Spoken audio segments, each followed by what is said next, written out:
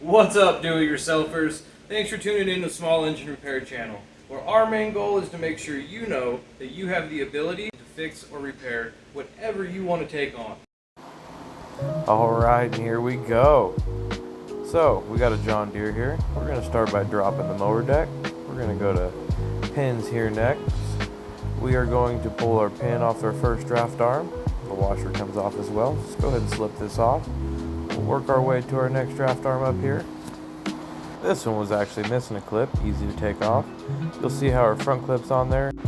We're going to go to the front here, pull your arm out, and then make sure your other two clips on this side are off as well, just like we did on the other side. Should have some washers, even though one clip on the other side didn't have it.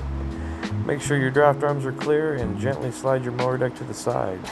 You're going to notice I keep the side on here. I'm going to slide to the back to set up to rebuild this entire mower deck. I'm talking spindles, idlers, blade sharpen, it all.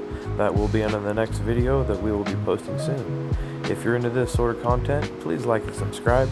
We appreciate you watching. Have a great day.